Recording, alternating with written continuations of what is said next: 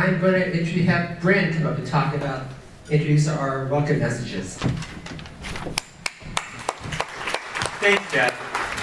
So there's a lot of special people who couldn't come with us today in person, but from all over the world. But they still are going to send their love to us in forms of videos and messages.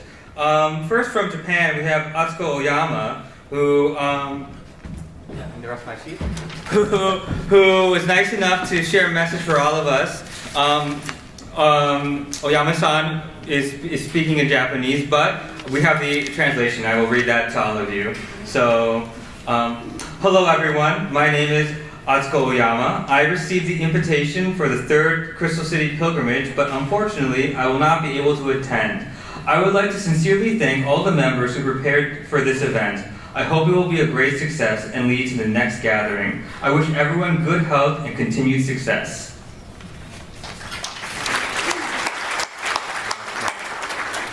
And so, let's see. And next we have from California, we have Blanca Katsura, who is going to share her message to everybody. Hello everyone. I sure wish I could be with you today, but I hope you all have a real good time and enjoy yourself. I'll be thinking of all of you. So take care everyone. Bye. Wish you was here, but second best thing. Alright, so next from Peru, we have Miyoko Sakata Mishima. I'm Miyoko Mishima from Lima, Peru. Wishing a wonderful evening. Alright. And our last welcome is from Hawaii, from last year's MC, Maurice Yamasato, and his wife, Jeannie. Hello everyone, I'm Maurice Manuel Yamasato from Hawaii, and this is my wife Jeannie next to me. I'd like to welcome everyone far or near to our 2025 Crystal City gathering. I was 3 to 5 years old when my family was kidnapped from Lima, Peru and taken to Crystal City internment camp. We were considered illegal aliens until my parents became proud American citizens when they were naturalized in 1955. I was in the 8th grade at that time. We lived on Kauai as pig farmers and worked in a pineapple cannery. But the good part is my parents never complained, and so 8 of our siblings lived a very comfortable and happy life. We all graduated from college and are blessed with wonderful children and grandchildren. Jeannie and I have our 2 children, Aaron and Alani, who participated in our previous pilgrimage at Crystal City, and they learned a lot about our family's history. So this gathering is all about connection, inspiration, and celebration of our successes in overcoming hardships and difficult times during and after the internment camp. Thank you to the people and leaders of Crystal City who helped to keep our story alive. Thank you to the committee who planned this gathering. Their support, everyone's support, is an inspiration and for us to continue sharing our stories. Congratulations also on the completion of the Intercamp Museum. It gives us another opportunity to tell our hush-hush story, the results of prejudice and war hysteria. So please share stories and dreams at this get-together so that this will never happen again. And please everyone, think positive and let's move on for the sake of our children. Aloha, and call on us when you come to Hawaii and talk stories. Aloha, mahalo. Mahalo.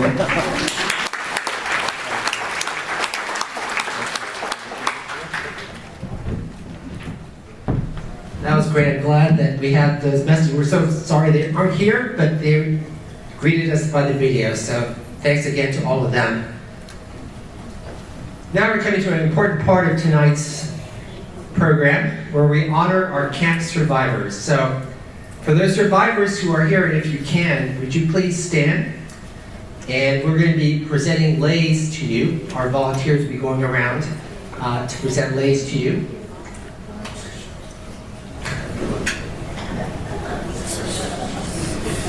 Let's give them a round of applause.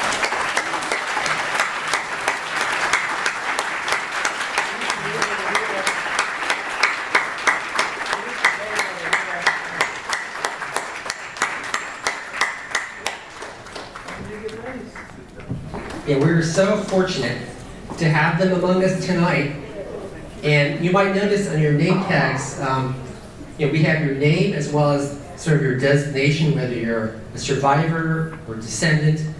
So during the pilgrimage here this weekend, I hope you have a chance to meet them and to talk to them and learn from them, because this is really a precious opportunity for you to interact with someone who actually experienced what we're going to be seeing tomorrow, the Crystal City internment, family internment camp. So once again, I want to thank them, and we should give them another round of applause, I believe.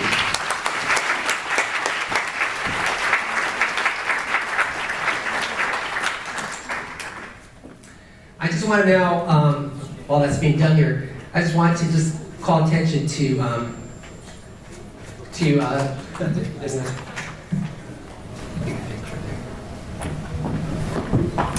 thank you. Yeah, she survived from Japan, by the way, so that's really impressive. Came all the way from Japan for the pilgrimage today. So now I'm going to explain a little bit about your centerpieces there on your table there. So the centerpieces represent the 3 countries of our heritage, as well as where the Peru-Kai reunions have taken place. So we have Peruvian fabric, Japanese origami, and tropical flowers representing Hawaii and the United States and Peru, of course. Also, you might notice in the center of your table, and actually you probably have them on your table place, fans. So they're provided by the Crystal City Pilgrimage Committee. Thanks to the committee for providing the utsuwas, or fans. So you're welcome to take them. In fact, you might need them. It's going to be a pretty hot day tomorrow in Crystal City. So you take them as a keepsake, as well as a, very handy, actually, tool for tomorrow. So you're welcome to take them. Also, you might notice that we have gift bags. They represent 3 countries, and there's yours to take home as well. In the gift bags, there's an origami pen, representing Japan. There's a Yama mini notebook, representing Peru. And we have a magnetic bookmark showing the United States, landscape, beautiful landscape of the United States. So we also have, you might notice, peanut butter crackers. And, they're kind of symbolic too, because for most of the Japanese Peruvians, when they first came here, that's the first time that they tasted peanut butter, very American dish. So, and apparently they mixed reviews. Yeah, I think my mother was sort of put off by that first, but anyway, she got used to it, as we all do. So that's the symbology of your gift bags there. So, and you're welcome to take them as well. So now, of course, in the gift bags, of course, if you have an allergy to nuts, dairy, lactose, or vegetarian or vegan, we do have alternative, actually, gift treats for you.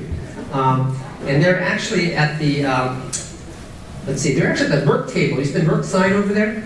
So they're right next, right next to the, she's running over there right now. There she is. Yeah, there it is. Right. So, if you have those kinds of allergies or things like that, you can definitely help yourself there and get your alternative treats.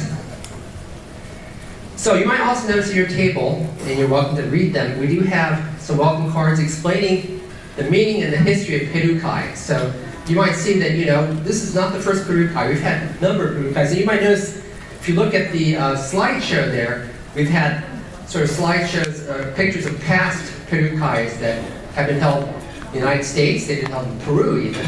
So, so that's to give you some idea of what the history of this event is. And we've had, as you can see, a long history of bringing together the survivors and their families from this camp, the Crystal City Family Internment Camp. So that's for your information and edification.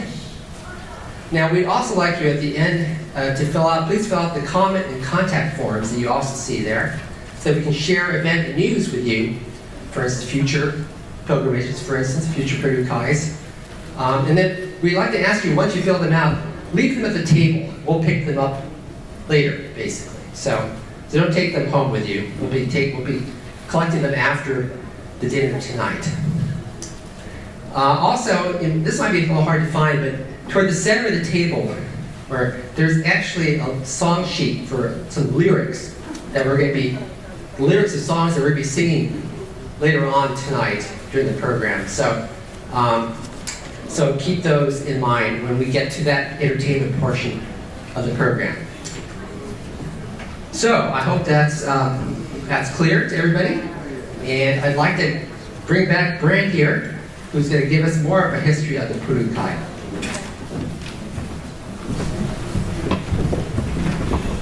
Okay, thanks, Jeff. So, as Jeff was mentioning before, the gathering of Japanese Peruvians is something that didn't start today, or even in the last 50 years, but it's been going on as long as there's been Japanese Peruvians. And we're going to explain a little bit of how did we get here, what is Peru-Kai. So we'll start off with, it all began in Peru. So before there even was any sort of Japanese Peruvian Americans, there were Japanese Peruvians in Peru. And they would often get together, and there's Japanese Peruvian communities all over Peru, in the north, in the south, in the mountains, in the coast.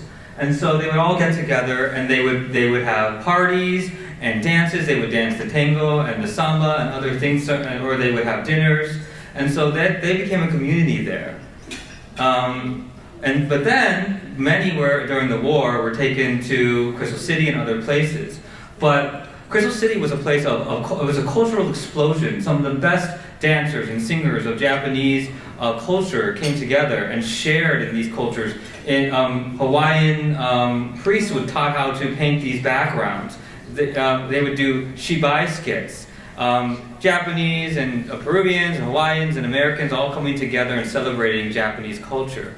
And this is a way that in this time that was so difficult, they came together and found meaning in community through the culture that they all shared. When the war ended, that culture did not go away for the Japanese Peruvians. We mentioned how they went to Seabrook. Seabrook was not a great time. They were still under parole. They were being watched by the U.S. government and surveilled. They had very difficult jobs. When they weren't working, they came together and they would paint those backgrounds. They would dance and sing. We have my grandmother Junko, my aunt Kyoko, and then Fusako Shibayama singing at a Japanese Peruvian dinner in Seabrook, and performing a skit here as well. My grandmother's in the back. I think my aunt Kyoko and Fusako Shibayama with the painted background. And so this was a way for them to connect and to deal with the difficult circumstances they were in. Eventually, a lot of the Japanese Peruvians, they moved to Chicago, and this is Chicago in the 1950s, and we can see that they would come together and they would have picnics, and they would come from all over Chicago. Some were from the south side, some were in the north, but they would come together and they would get on a bus and they would have picnics together. And they would keep their community together. Even though they're interacting and becoming more Japanese American, they didn't want to forget that they were Japanese Peruvian. Here's a photo of the Matsudas at a Japanese Peruvian get together. That's my dad, who you'll see a lot of today, and my Aunt Betty. I think my Aunt Jane is over there, and my Aunt Bev. All of these three people are here today, but this was them at that Peru-Kai picnic. So this is when Peru-Kai starts becoming a thing. This idea of Kai, it's hard to translate it directly into English. It's not quite a club, it's kind of association, but not quite. But this is this idea that they're coming together, this Peru-Kai association, and this began sort of in this time period in Chicago.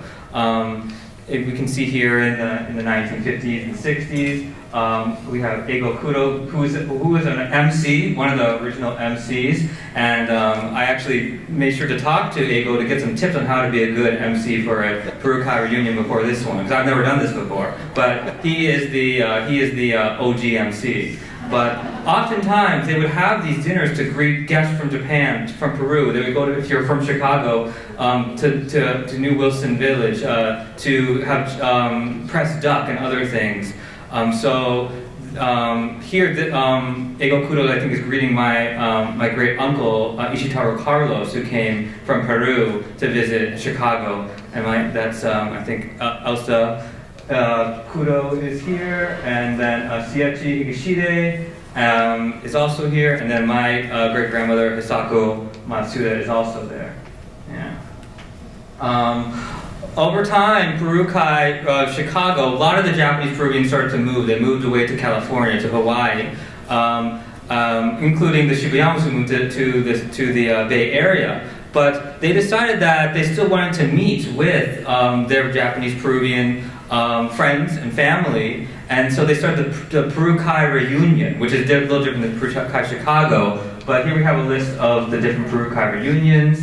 This is the first one in San Jose. Eventually it became international, right? This is the first one in Lima, Peru. We can see that painted background is coming back again. So they had they would go to Okinawa and Japan and Peru. They would go to Las Vegas, but it wasn't just a time to see family and friends and share stories, but it also was a time, it wasn't just social, it was social justice. When these were happening, a lot of other things were happening too, like the redress movement. We can see how many Japanese Peruvians, including Elsa and Ego and Siechi Ishide they testified in front of the Wartime Commission, and they were discussing what happened to them as Japanese Peruvians. And so then they would share this at the Peru-Kais. They would tell their fellow Japanese Peruvians, this is what we're doing, and this is what you can do to help us. We can see here we have Blanca and Libby protesting the separation of children at the border in 2019. So this is not just it's social justice, but in the end, it is about, Peru-Kai Dinner is about having fun. It's about community. It's about coming together and sharing. It's about what we have and what we can have together. And so I think that's something really special about Peru-Kais and what we're hoping to do today with all of you. So then live entertainment is going to start really soon. I hope you all really enjoy it.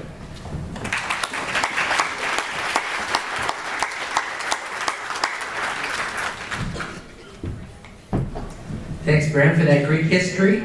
And as Bran mentioned, now our entertainment section will begin. So maybe Rob and Bob can come up here, and Doug Nakashima.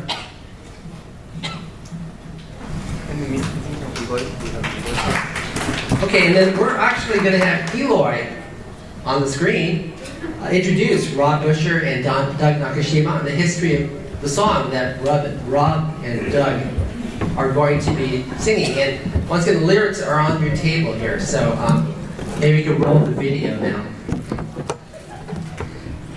Crystal City Temple. The song is not about a sentimental journey. Rather, it's about lives uprooted, businesses and careers ruined, hopes and dreams crushed, betrayal by those who are supposed to protect us people. And in the midst of all that, we can be thankful that our parents and community leaders acted with resilience, wisdom, determination to make the most of a bad situation and life as normal as possible in the confines of barbed wire fencing. Under those circumstances, we started friendships that are cherished for the rest of our lives. So this song is a remembrance of our shared experience.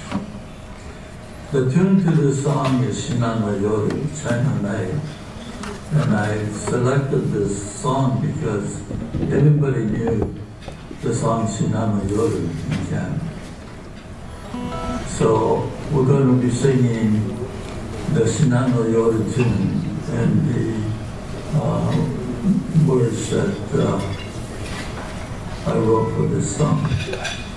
And I'd like to thank Rob Busher and Doug Nakashima for providing the guitar accompaniment for us. Thank you very much.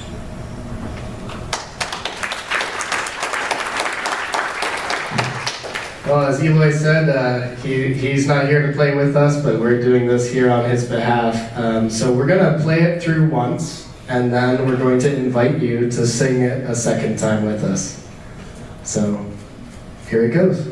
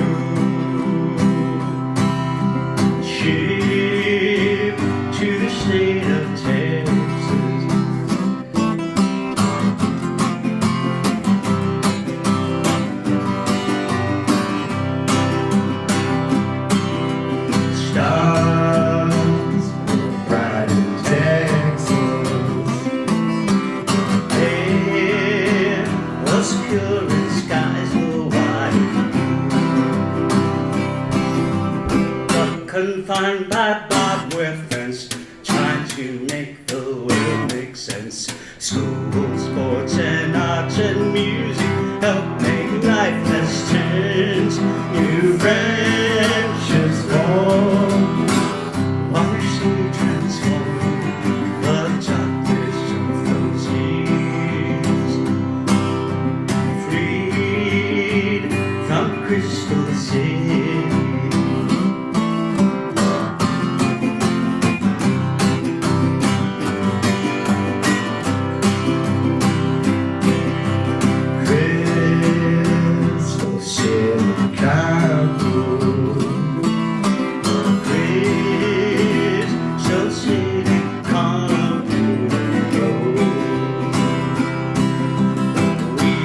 Gathered here today to remember yesterday.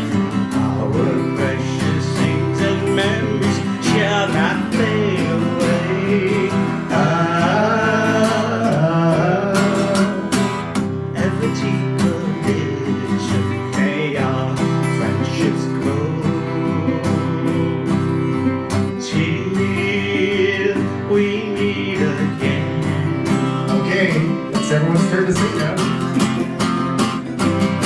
We're going to do it just a second from now. Ready? Crystal City down blue. Crystal City come go.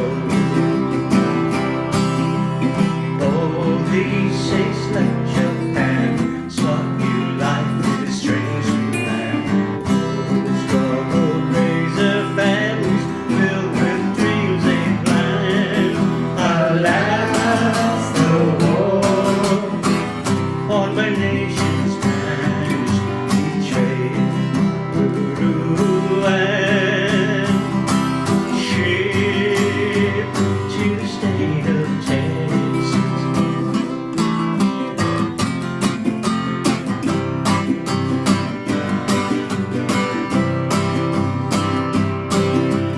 Stars will bright in Texas.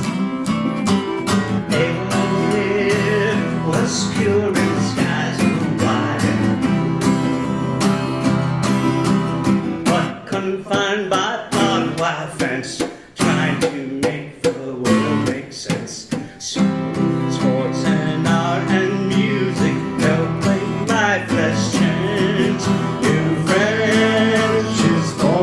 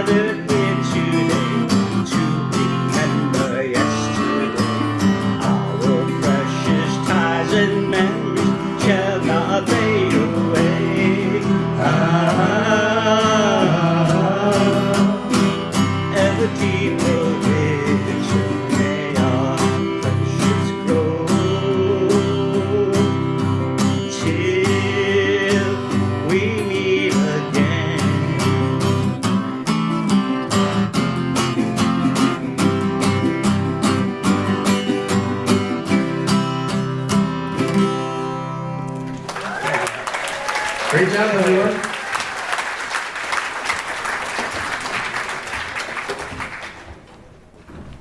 Let's do a big hand again for Rob and Doug for the great performance. And Lori as well.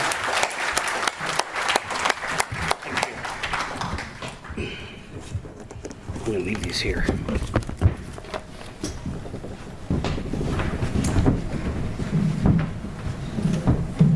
All right, we have a special opportunity tonight to hear an excerpt from a soon-to-be published book, Detour to Crystal City, Memories of a Japanese Latin American Internment Camp Survivor. So it's being launched here at the Pilgrimage, and it's a memoir by Libby Yamamoto, who is a pivotal member of the Peru-Kai community for many years. And her deep faith and love of family and humanity drove her activities throughout her adult life until her passing in 2023. So we have in our audience tonight the honor of having Professor Michael Omi, the Professor Emeritus of the University of California, Berkeley, who was kind enough to share some words about this book, which I'm going to read to you. Libya Hideko Maoki Yamamoto's memoir fills an enormous void in the neglected history of Japanese Peruvians in the United States. Her heartfelt account traces the lives of a Japanese immigrant family from their arrival and settlement in Peru to their forcible removal and incarceration in a Department of Justice detention camp in Crystal City, Texas. Initially recruited as plantation workers, we learn about the creative strategies that Japanese Peruvians employed to establish businesses, schools, and community institutions. Traumatically taken to the U.S. during World War II, they would find themselves used in wartime prisoner exchange, regarded as quote-unquote illegal aliens, and unable to return to the lives that they had established in Peru. Detour to Crystal City is a poignant saga of displacement, loss, and hope that resonates with the experiences of immigrant communities today. So thank you, Professor Omi, for your good words there. So we're very privileged tonight to have Patty Katsuda, who is, I believe, Libby's niece here. So we're going to have her come up and give a few words and read excerpts from the book, Detour to Crystal City. So, Patsy, oh, there she is. Let's give her a hand.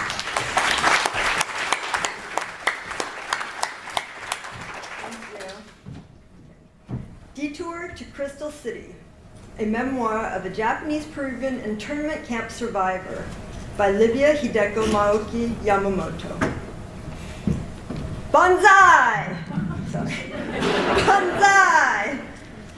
Banzai! My father and more than 15 other men were gathered together, about 70 feet from the Chiclayo police station facing the east. They raised their arms and hailed to the Emperor of Japan. They were Japanese men after all, feeling betrayed by Peru, the country they wanted to adopt as their new homeland. After finishing their banzais, the men turned and faced us and gallantly started to sing a Japanese patriotic song, Mio Tokai no Sora Akete, look at the bright eastern sky. As they sang, they waved goodbye to us, about 10 women, wives and daughters, mother and I included, stood sobbing and waving. I wanted to run to my father and give him a goodbye hug, but I stood frozen, mainly because of the atmosphere around me, and also because my mother was holding my hand. This was in the city of Chiclayo, where my sister Blanca and I went to school and lived in the home of my uncle and aunt. January was our summer vacation, and normally we went home to the hacienda, a sugar plantation village called Tuman, where my father had a general store, but my sister's friend had invited us to a birthday party and a sleepover on the night of January 6, 1943. Uncle Zen's birthday was on January 7th, and we were in Chiclayo for that also. However, unbeknownst to us, on the night of the 6th, a hacienda police came to our house in Hacienda Tuman and picked up my father, saying, "I'm sorry, Senor Maoki, but you have to come with me." My father was puzzled because he had done nothing wrong. So he asked to speak to the hacienda owner, Senor Pardo, who repeatedly said, "I'm sorry, Senor Maoki, but there's nothing I can do. This is beyond my control." Then father was taken to the Chiclayo City Jail. The next morning early, he was let out of jail and he found that a group of other Japanese men had been picked up. He saw a German with a small satchel, so he asked the guard, "If he can have a satchel, can I go home and pick up a change of clothing?" The guard told him to hurry back. My father, Victor Usaburo Maoki, was well respected in Chiclayo and obviously trusted because the guard let him go on his word that he would return. Then my father went to the panaderia, their bakery, his closest business to the jail. It was about 2 blocks from the city jail. He was glad to find his chauffeur Torres there. Then he picked up a safe and asked Torres to take him home to the hacienda. He first went to Senor Pardo's home and left the money with him and asked him to keep it a secret. Then he had Torres take him to a friend's house and left the safe there with the promise that he, the friend, would not say anything to anyone. Then he had Torres take him home, where my mother was surprised to see him, as she did not know where her husband had been taken. Father instructed her to hurry up and be ready to go to Chiclayo, picked up a few changes of clothing, and put them in a small case, and had Torres return him and mother to Chiclayo. On the way, they stopped at the tire repair shop, the Vulcanizadora, another business of his, and found that his brother had also been picked up. So he gave my aunt instructions on what to do with the Vulcanizadora and the noodle making machine.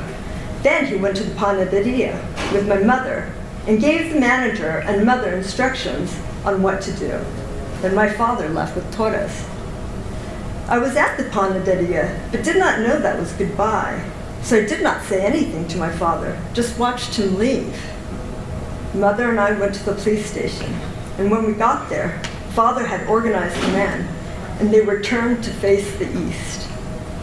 As we stood watching, the men waving goodbye, I asked Mother in Spanish between sobs, "Where is he going?" "I don't know," Mother answered in Japanese. "When is he coming back?" I sobbed. "I don't know." Thank you.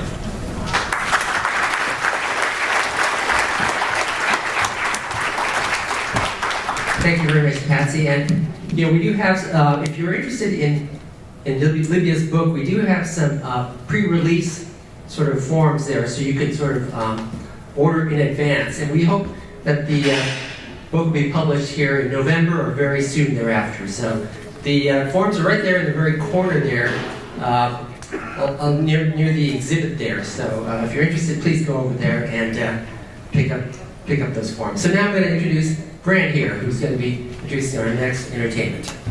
Okay, thanks, Jeb. So next we have another live entertainment. So when I was growing up, I grew up at the Japanese American Church, CCP, another CCP, but Church Christ Presbyterian, where my dad was a worship leader, and I grew up around my dad, always playing the guitar, always singing. It's a part of sort of our family, but it goes deeper than me and my dad. And so next I'm going to introduce my dad, Doug Nakashima, who's going to talk a little bit about the song that he's going to play at Matthew 11. Thank you, Brad. So this song was written by a Japanese-American Christian man, West Terasaki. And in the 70s, a lot of Japanese churches were singing this song, and I remember it and always liked it. And I asked the planning committee, can I do one song like I do at church? And I wasn't sure they were going to say okay, but they did, so I'm going to do it. Because it is part of who I am, because my mother was a strong Christian, and she found her faith in Seabrook, and she taught my sister and I the Christian faith, and we walk in it to this day, so. And then West Terasaki being a Japanese-American songwriter of Christian music, I thought, oh, well, maybe they'll allow it. So they graciously said yes. So that's why I'm doing this. It's based on a scripture passage from Matthew 11.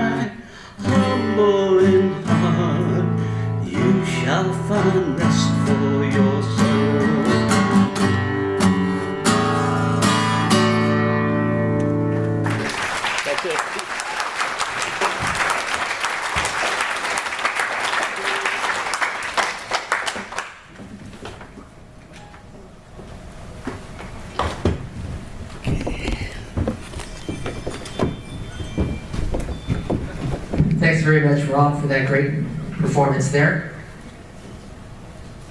Okay, now we're going to have another video performance from Maurice Yamasato from Hawaii.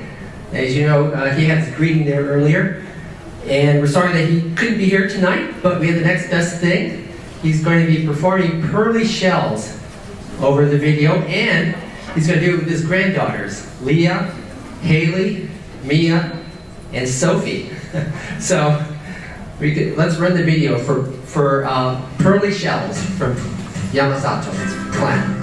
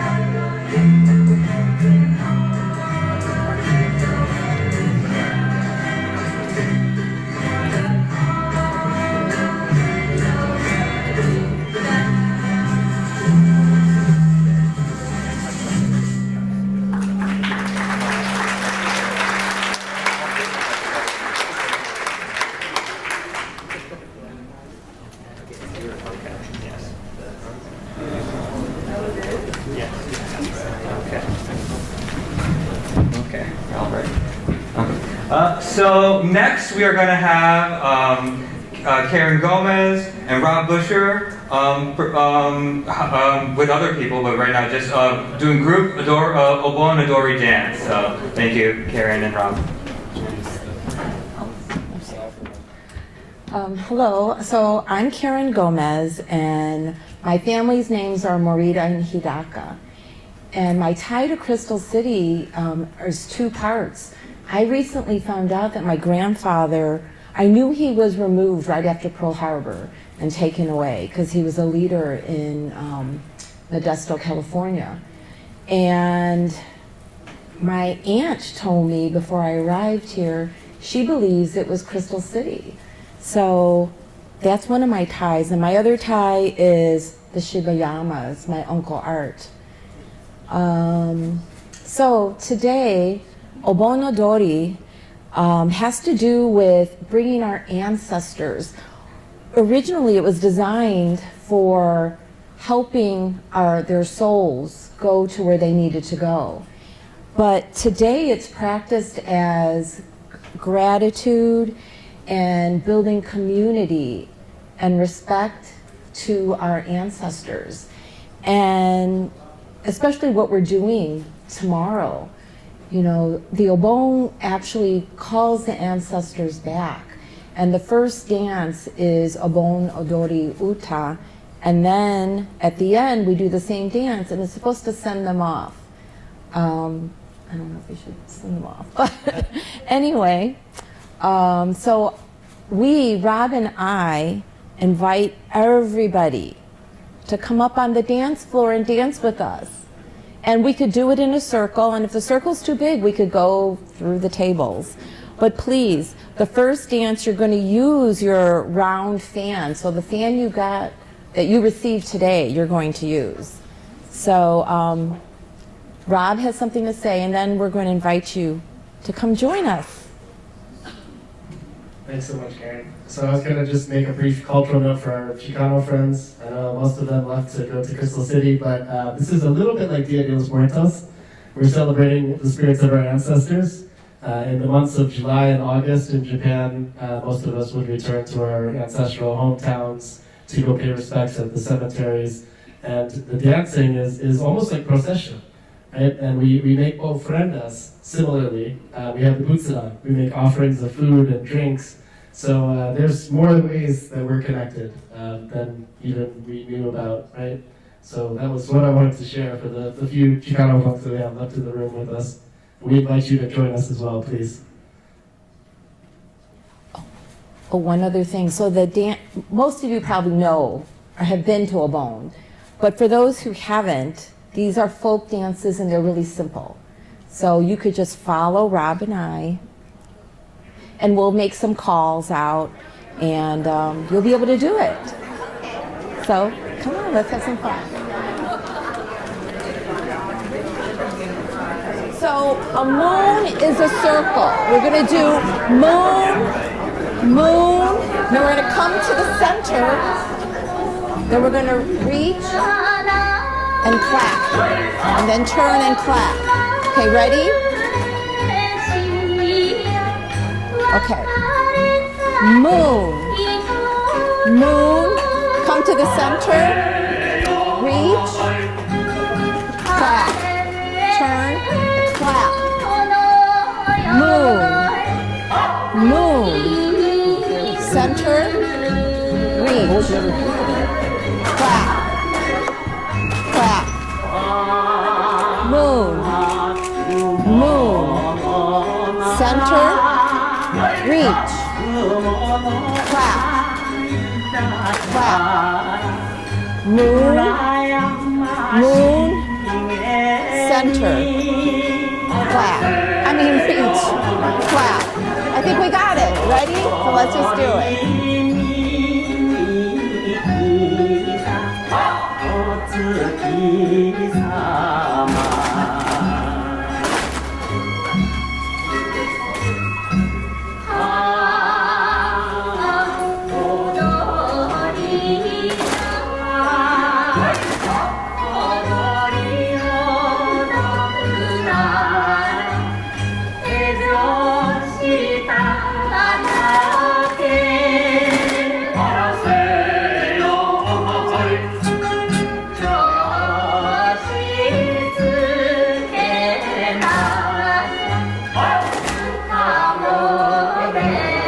guys are doing great.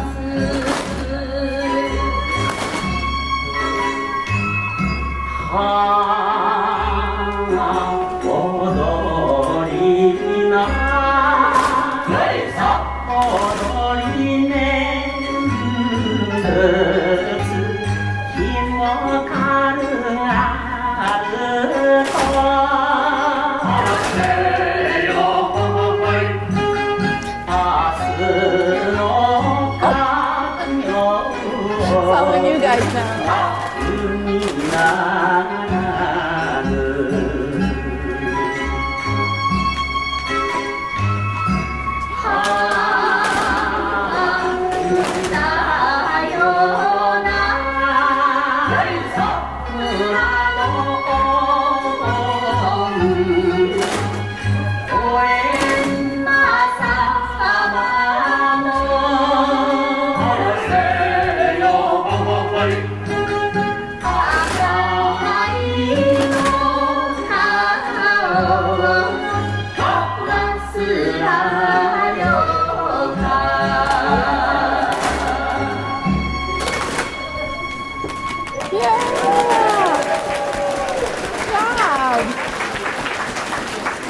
Okay. So you can. Next is the Tanko Fushi. Okay, now we're in Tanko Fushi. You don't need your fans. Could you put this behind me? Thank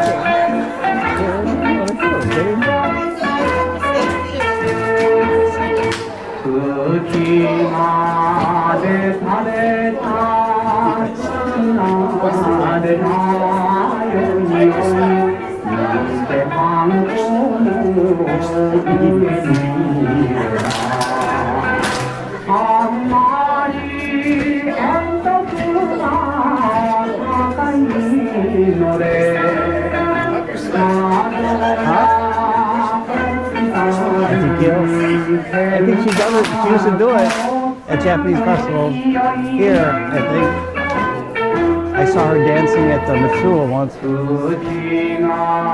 Japanese store here, Matsuo.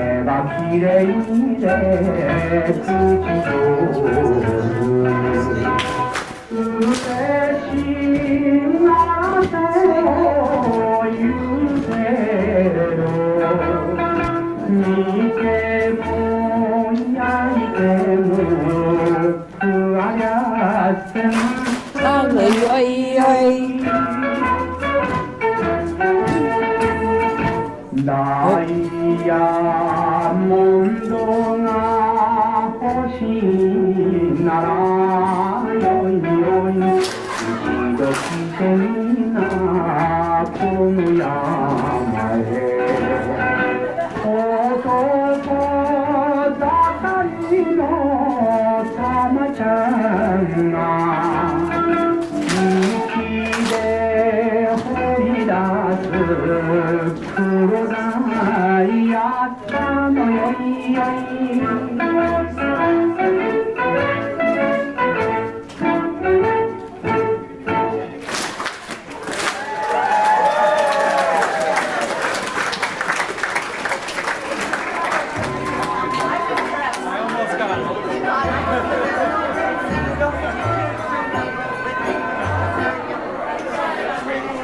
How are people feeling? You got enough energy for one more? Yeah? Okay. Well, so that last one, Takobushi, that was the coal miners dance, and I think many of us have family roots to Hiroshima Ken, Yamaguchi Ken. Coal was a major industry. So Takobushi is sort of a regional folk dance. I learned it from my hibacha, and one story I'd love to tell about her, every time she had even that much of a glass of beer, she would get up on tables in restaurants and start doing the takobushi.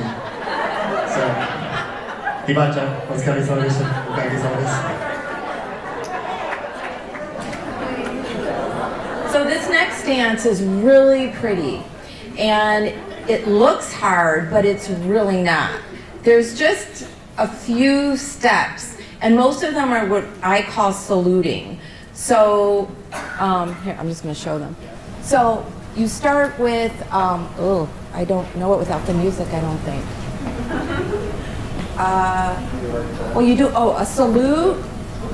Oh, yeah, no, you stand on one leg, salute, and then you take a step, and so this arm doesn't move. And then you turn and you point in, and the same thing, I know it looks hard, but I swear it's not. And it's so, and it's fun. And you feel like, wow, I really did something, because you learn it. The song is long, but you don't give up. Hey, wait, don't give up. Get in the circle, come on. It's easier than it looks. I learned it in like 2 minutes. Yeah, it's a 4-minute song, so you've got 2 minutes to learn it. Okay, so, wait, don't sit down. Okay, go ahead. Thank you. All right, come on. Okay. And I'll call it out. No fans. You don't need a fan. But you could hold it, it doesn't matter.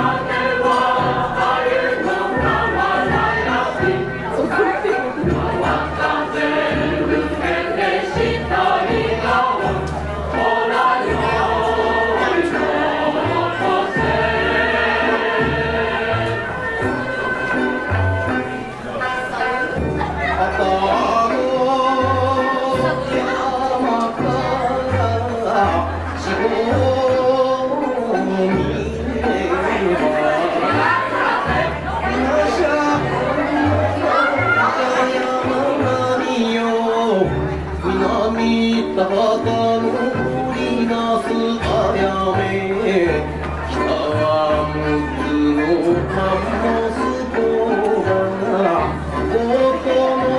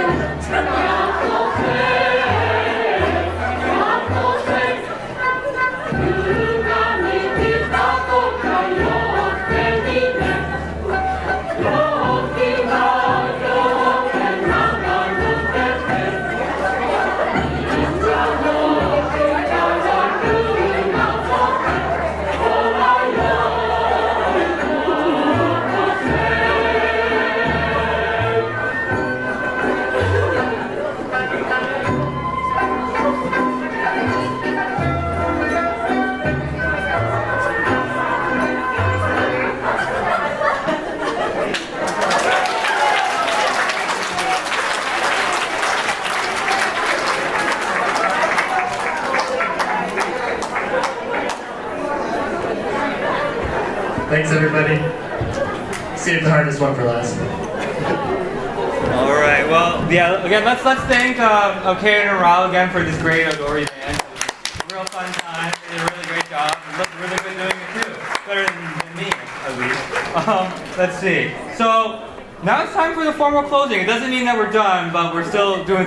We still have some more to go. But the formal closing is happening now. So I just want to thank the Crystal City Pilgrimage Committee for all the hard work that they've done, all of the organization, and again, inviting and desiring for a Japanese Peruvian presence, for a Peru-Kai event. So really thankful to them for that. Really thankful to the Peru-Kai Dinner team, especially Tommy Harness, who's over there. We should give a big applause to Tommy.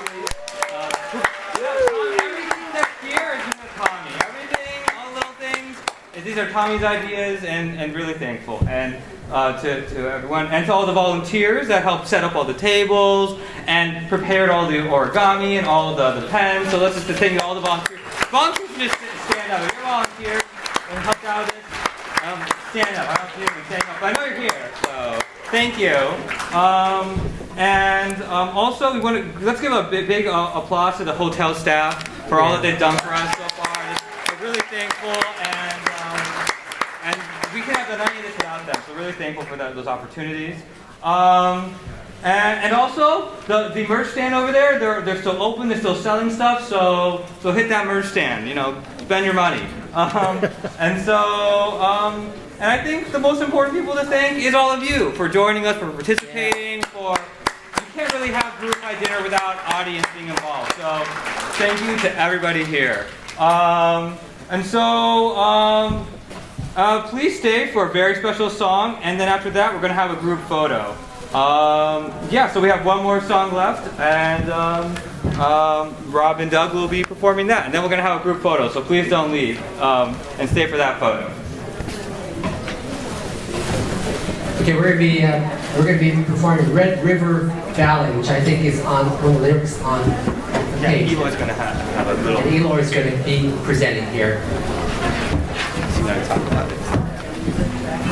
So Eloy was explaining this song, but it's hard to hear. So I've heard Eloy explain it many times, so I'll do my best. But when in camp, right? So the Japanese Peruvians initially were not planning to learn English. They had no reason to. They were going to go either to Japan or Peru. But when the war ended, it became a little more uncertain.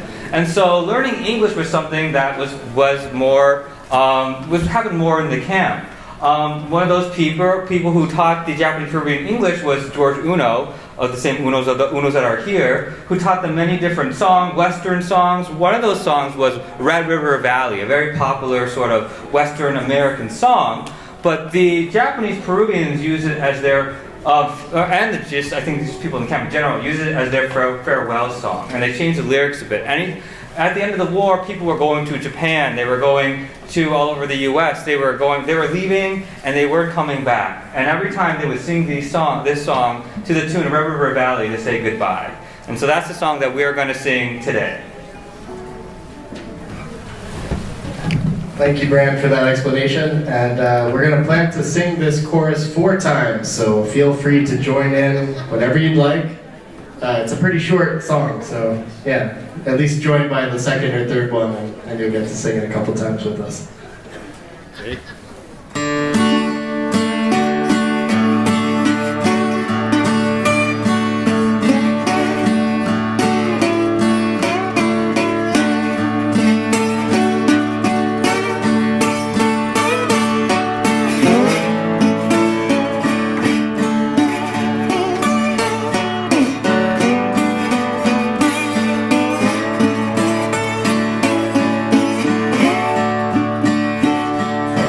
Valley, they say that you're leaving. We will miss your bright eyes and sweet smile. Just remember your friends at Crystal City and the ones who will always love you.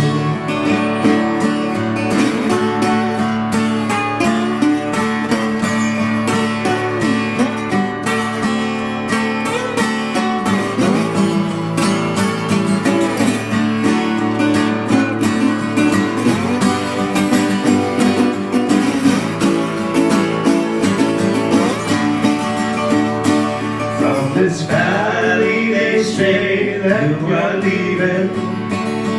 We will miss your bright eyes and sweet smile.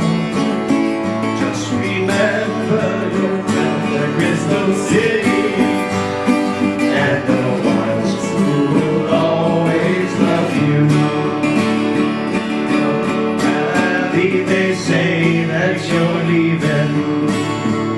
You'll miss your bright eyes and sweet smile.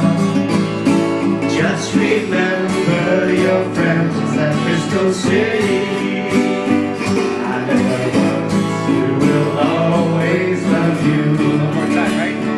From this valley, they say that you're leaving. You'll miss your bright eyes and sweet smile. Just remember your friends at Crystal City, ones who will always love you.